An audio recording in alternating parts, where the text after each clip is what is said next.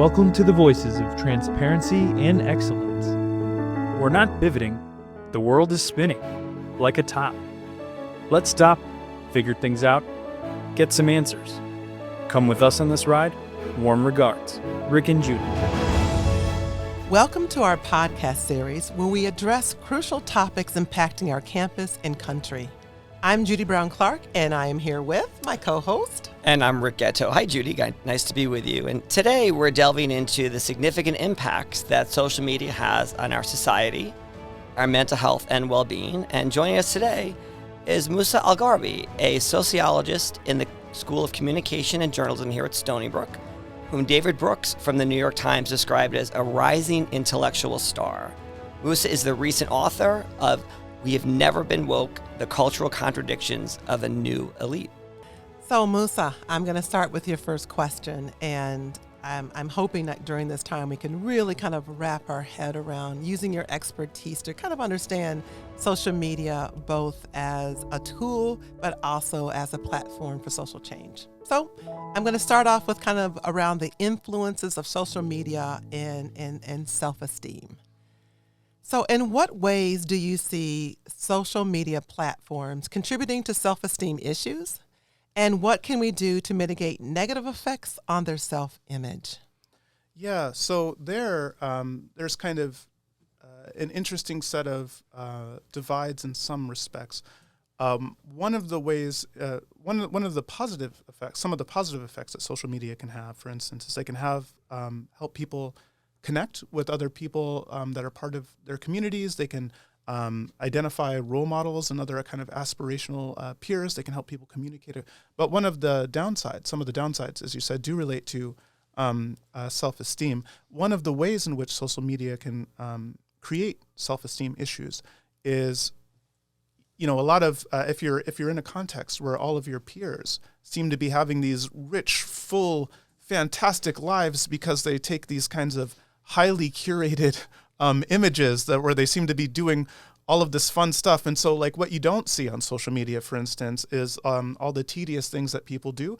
What you don't see in social media often is all of the work that went into producing this picture that looks like they're naturally having a lot of fun. And so we end up with these distorted understandings of kind of other people's lives and challenges that where the lives that we're seeing from other people seem to be these glamorous, exciting kind of dynamic lives that we don't seem to be living. And so that's a kind of thing that can make us feel like our own lives are maybe not as rich or fulfilling as they should be. And then in terms of body image, especially for girls, but even to an extent for boys, to the extent that social media filters and the ways that people manipulate images with digital technologies and some of the pressures that are put on people to conform with kind of popular ideals of beauty or handsomeness, fitness, and things like this can often put a lot of mental pressure on young people to undermines their confidence and puts a lot of pressure on them to find ways to conform with what everyone else is, what they perceive to be the norm, even though, again, what they often perceive to be the norm based on what comes to them in their feed is not, in fact, the norm in terms of how people are actually living in their communities and so on. One quick follow-up, and what do you think is driving the desire to have a persona of success? Why aren't we more transparent in the truths of our lives? Yeah, this is one of those interesting situations where, so in communications research, for instance, and in journalism, people often foreground people who they think of as kind of perfect or ideal in various respects. So when they cover someone dealing with a problem, they only focus on the positives of that person, and they kind of almost paint them as kind of saints and stuff like this. We do this because we think if we focus on only these positives and tell this highly curated picture of people, that it will cause people to like them more or resonate with them more. In fact, it doesn't, though. It turns out that presenting a more complicated picture of people, showing the flaws and the limitations in addition to the benefits and whatever, actually makes them more relatable, makes people more likely to invest in that person and their story. And so there's this problem where a lot of us think that if we present this highly curated version of ourselves, this kind of glossy, seamless version of ourselves, that people will like us more, want to invest in us more, want to have relationships with us more, want to promote us more, whatever. When in fact, again, if we did present this version of ourselves that's kind of more authentic, more complicated, more nuanced and detailed, it might actually yield us better results. But the assumption that a lot of us have is that the way to get ahead is to eliminate these complexities of our lives and our personalities. Would you describe, especially maybe among today's youth, would you consider this addictive behavior in terms of social media use? And how have you seen the evolution of social media in maybe the last 15, 20 years? Yeah, so in terms of addictive behavior, I mean, if you ask teenagers and young people, they often express that they feel that like they're addicted. And if you look at time use surveys and things like that, you do see that use of social media is high among young people. A pretty large share of them say they're pretty much always online. And some of the ways in which it's addictive, like a mark of addiction, would be if it interferes with your ability to do other things, if it interferes with your ability to form and maintain relationships. And so addictive in that sense of like interfering with people's social lives, there does seem to be evidence of that, where people are crowding out other activities, gathering with their friends in real life. Sometimes if you go to workspaces that have a lot of young people, you'll see them on their phones instead of doing their jobs in many cases. So there are these, there is evidence both that these medias are addictive, and that's in part by design. So a lot of social media platforms, like literally the way they make money is by maximizing engagement and maximizing the amount of time people spend on the platforms. They have psychologists, child psychologists, cognitive and behavioral scientists, all sorts of people that design these platforms and instruments and ways to capture and hold people's attention and keep them engaged. So it's not an accident or a pure coincidence. It's a well-designed structure of the. And if you look over time, scholars have noticed that companies have become better and better at this, and there have been some changes to online platforms that have facilitated, in many respects, some of this addictive behavior. So, for instance, a colleague of mine who I work with somewhat closely, Jonathan Haidt, he has a book that came out recently called The Anxious Generation that's looking at some of the effects of social media. And in that book and in some of his research on social media before that book and so on, one of the things he found is you do see this kind of significant change in the way that people relate to and engage with these platforms when they made changes like adding the ability to retweet, which like when things like Facebook and Twitter were first launched, they didn't have the retweet function. Adding this function where you can easily amplify someone else's messages, the things that people post can suddenly kind of go viral in a different way, transformed how people think about their own self-presentation and engagement, changed the way that other people relate to other people. So some of these pylons and stuff that we see in social media where someone says like maybe a not ideally phrased thing that suddenly destroys their life because you have, or like really messes up their life because you have, sometimes tens of thousands of people from all over the world suddenly amplifying this small thing that you said and drawing scrutiny on yourself and your employer and your school and your family. This is a kind of thing that social media companies is profitable for social media companies because it's engagement. It's all like they're happy to have like what they care about is engagement, right? But it's kind of devastating in many cases for people's relationships and social lives and their work and their school and things like this. Is there any data on screen time or social media time of our youth and young adults, and what's considered a healthy amount of screen time? Because I think about my own youth, and it's when social media didn't exist, you were outside playing with friends, you were doing other things. So I not only think about the time you spend on social media, but what could you have been doing to spend that time doing something that I would argue might be more productive or better in terms of your own development as as a person or human being. What are your thoughts on that? Yeah, so there are these kinds of interesting gradients along the lines of age and along the lines along other demographic lines. So, for instance, people from less affluent backgrounds are much more likely to spend large amounts of time in screen time. So, people whose parents are highly educated and who themselves are relatively affluent are often much more aggressive about trying to structure their children's downtime. Because they can, they have the ability to monitor and structure that time and invest their time in these ways more easily. They also, the schools that more affluent children go to also are more likely to limit the use of screens, both in terms of pedagogy, like they're often more mindful about the use of technology, and in terms of having policies on the books that restrict the use of screens. And so if you look at screen time use along, say, class lines, and this has also implications along the lines of ethnicity and other things that, other dimensions that sociologists like to analyze, but just focusing on class for right now. If you look along class lines, you can see that people from less affluent backgrounds tend to spend about twice as much time on screens as young people from more affluent backgrounds. And you could see this during COVID. For instance, like when my kids were home during COVID, I was at Columbia University, pursuing my PhD. I was able to sit there in the room with my son because I could work from home for my job, and I could make sure that he was on task. If he started trying to do other things on the computer, I'd be like, "No, buddy, focus." But for people whose jobs are required them to be out of the house, they had to just kind of leave their kids with a phone and a computer and hope for the best, And so, yeah, screen time usage is much higher among less affluent people than more affluent people. And in terms of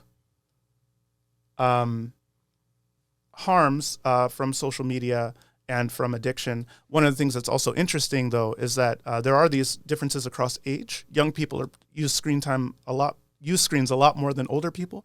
But even among older people, you do see increasing addiction, where especially on short form video, a lot of older people are like falling asleep watching TikToks and YouTube shorts, or kind of watching videos constantly in a way where they're kind of neglecting or curtailing interactions with their children and things like this. So instead of really interacting with their kids or being mindful of their kids, they're also addicted. So it's not just a kids these days thing.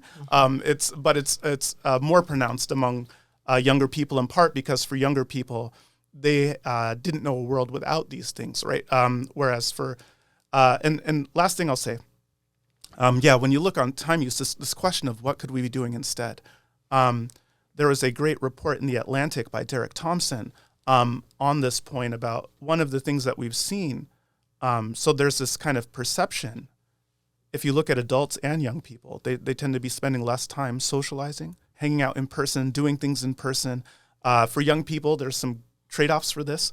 On the one hand, they're less likely to do drugs or get pregnant before marriage and things like this. But then on the downside, they're less likely to drive or get jobs or, have positive dating relationships or any of this kind of stuff. But you can see similar trends for adults. They're less likely than they have been in the past to actually socialize and do things, participate in activities and so on. And Derek Thompson, in this reporting, he showed, the story we often tell ourselves, that adults tell ourselves, is we're just too busy because of the work and, blah, blah, blah. But it turns out, actually, adults today have much more discretionary time than adults have had pretty much at any point in the past. The thing is that we just spend most of this discretionary time. Almost all the discretionary time gains we've seen over the last, say, 30 years, we've just been spending on screen stuff. So some of these tendencies we see among young people, we often see among the grown-ups. And I think one of the things that it's worth us thinking about is, to what extent are we modeling the kind of behavior that we might hope to see for our children and our students and other young people in life? What is our relationship with these digital tools? What kinds of behaviors are we normalizing or not in terms of how we conduct ourselves? So I want to make sure that we just don't weaponize social media, because it absolutely has the capacity for a lot of incredibly positive messaging, behavioral directions, and so on. And And it's interesting because like one of the things that was identified during COVID is like loneliness is at a pandemic level.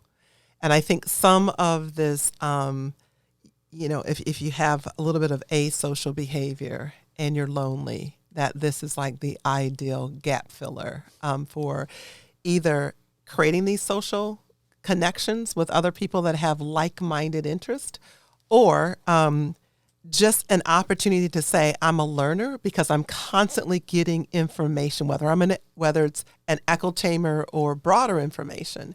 But my question is, if we think about social media and we think about these large language models and we think about, kind of how Cambridge Analytics used social media behavior and trends and understanding how different demographics were, consuming information.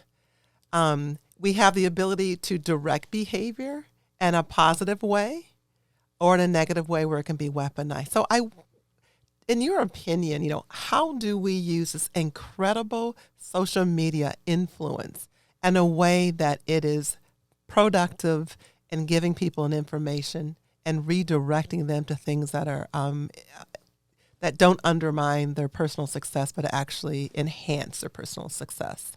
Yeah, I mean, I think, so as you said, there are a lot of negatives about social media, like in the sense that, for instance, it makes it easier for people to connect with one another based on shared interests, and that can be a good thing if your interests are knitting.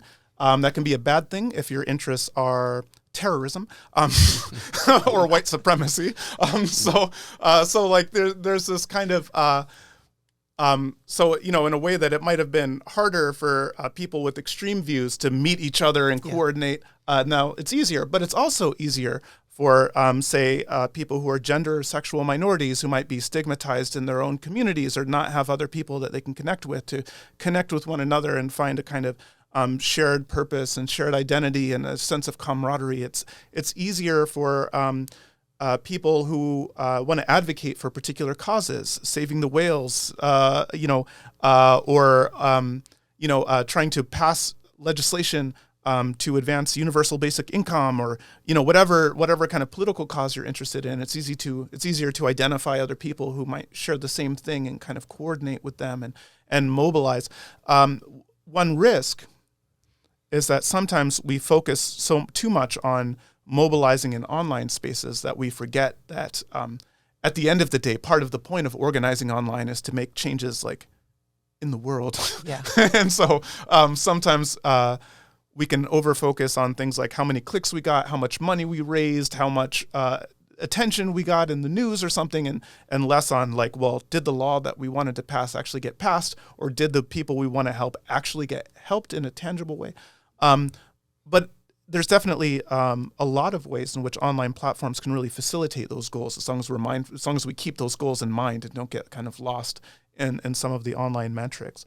Some things to bear in mind that can help social media platforms achieve these kind of positive things that we might aspire to, these things that are kind of good and positive and enabling, is one, to kind of, again, to keep in mind what it is we're trying to accomplish, what it is that we want out of life, what it is that we think is valuable and important, and to try to keep focused on that. Because the way that a lot of these platforms are structured, again, the thing that they value the most is engagement and clicks. And the way you get engagement and clicks is often by posting extreme content and things like this. And so it can be easy to kind of lose your way in the pursuit of more engagement, more clicks, more money, more attention, whatever, that you can lose sight of what it is that's actually important to you and what it is you're actually trying to do. So trying to keep your eye on that North Star is important. Trying to set up limits for yourself and again, be mindful of kind of where your own usage might be getting out of control, or whether or not your interaction with the platform is in fact positive. So if what you hope to do when you participate in social media is feel this kind of community and connect with other people and so on, but if your actual experience when you're off of social media, when you in a session is that you end up feeling kind of more depressed and more distressed and kind of more poorly about your own life, then that's a chance. So being mindful of kind of what are the effects having on you relative to the effects that you want to have. And if the effects that it's having on you are not maybe what you aspired or hoped, then maybe you want to change your behavior on that platform, change your use with that platform, maybe consider using a different kind of platform.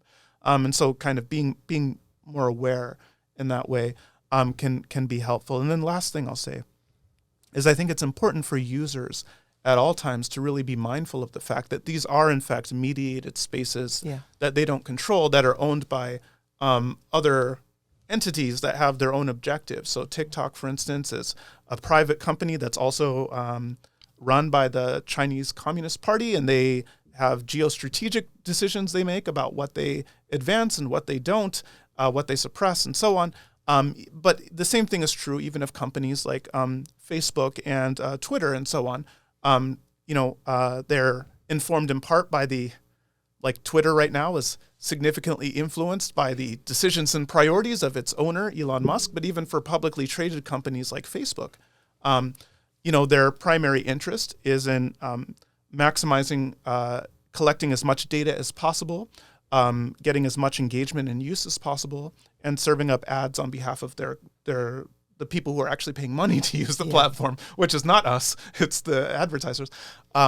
And so it's really important to understand that these aren't just kind of neutral spaces, but they're constructed for a reason to accomplish certain goals on behalf of the people who own the platforms, which might be different from your own goals. And so being, again, kind of mindful of like, what is this platform trying to accomplish? What am I trying to accomplish? Where's the kind of overlap or differences between the things that we're trying to accomplish can help you better achieve the things that you want and not be experiencing outcomes that you maybe find more negative or adverse. You were commenting before about social media presents an opportunity for people to have extreme views and maybe bring those people together. And it made me think about being a literate news consumer. And in your professional work, how do we distinguish what's the truth? What are the facts? Because social media, I think when we all look at it, it has extreme views. It can complicate and cloud your thinking. But I wonder, how do we get to, where do we find the truth if it exists within the social media landscape? Yeah, it's tough. It's tough in part because sometimes efforts that social media platforms have tried to leverage to correct, say, misinformation and things like this have actually made the problem worse in some respects, both either because they ended up censoring information that was actually true in retrospect, or because they created even more polarization. Because often when people feel like they're censored and so on, their beliefs their commitments don't just go away. They often become more extreme, and because they can't be surfaced and challenged and engaged with and so on and so forth.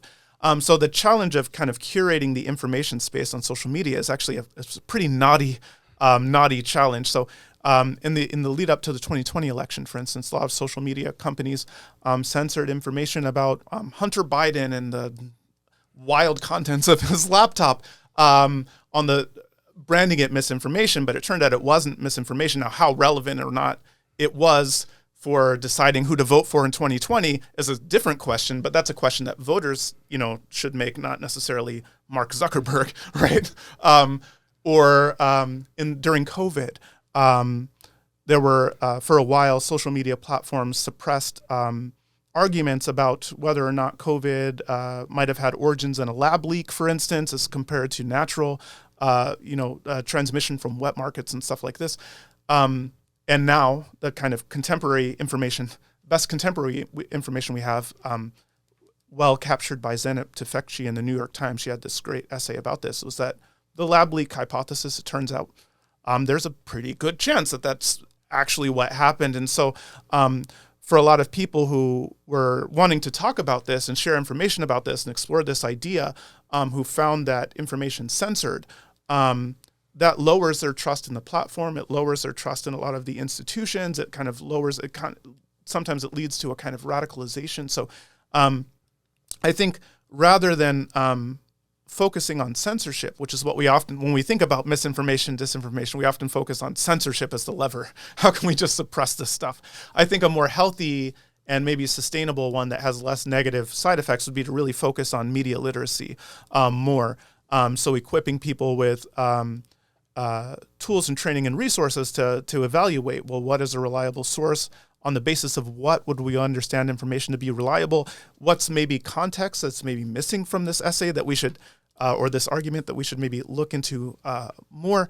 So I think media literacy is a more promising avenue.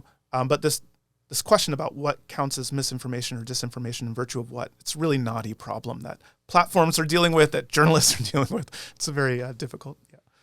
So we're coming down to our last couple minutes, and we really appreciate kind of how you've looked at this and really kind of rotated it in a way in which I think our audience will really appreciate it, getting some more understanding. So in our last couple minutes before we wrap up, what's the takeaway that our audience needs to really take away from the things that, what are some key points that you think that they should really do some self-awareness around in a way in which you're making good decisions and understanding that it is a tool?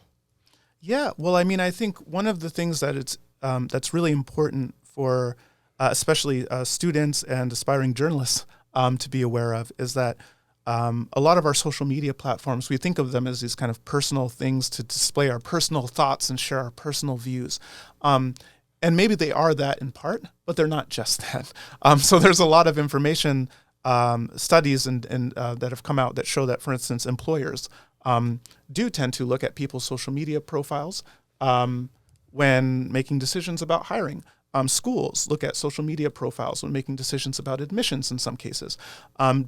Prospective dating partners look at social media profiles to make decisions about whether you want to go out with someone or not, and so on and so forth. And especially for journalists and people who work in the media and public spheres, members of the public often look at your social media profiles and how you conduct yourself in online spaces to make judgments about whether or not you're a reliable, biased, or a reliable source, an even-handed thinker, or whether you're some kind of biased, partisan kind of person. And so I think it's really important for us to be mindful about the fact that these are in part platforms to let us express our thoughts and kind of engage with these things, but they're also very public signals that we're sending about who we are. And these signals might be read and interpreted in lots of different ways that we might not anticipate, and by people that we might not be hoping to speak to. When we tweet, we might not be hoping to speak to prospective employers, but that's what we're doing. And so I think it's really important, especially for students and people who work in the communications and journalism field, to be really thoughtful about the things they share on social media. Be mindful of the fact that lots of people are looking at these signals that we're sending and interpreting in them in lots of different ways. And the fact that we might be speaking to audiences we might not be intending to speak to when we tweet, or that, again, that people might be looking at things that we might hope they're not paying attention to when we're on X and Blue Sky and Facebook and stuff like this. Just be really mindful about your public presentation on social media. What are the goals you want in life? What is it you want to accomplish over the next 5 years? Is your public persona online really reflective of who you want to be seen as, what you want to accomplish, and so on? Valuable information. That is fantastic, Musa. Thank you so much for the advice, the insights, and expertise you shared with us today. It was really a great conversation. So we look forward to continued podcasts. Actually, our next podcast will be on exploring the political arena in a historical context. We look forward to that conversation. But for now, I'm Rick Gatteau. And I'm Judi Brown Clarke. And we look forward to seeing you at our next podcast.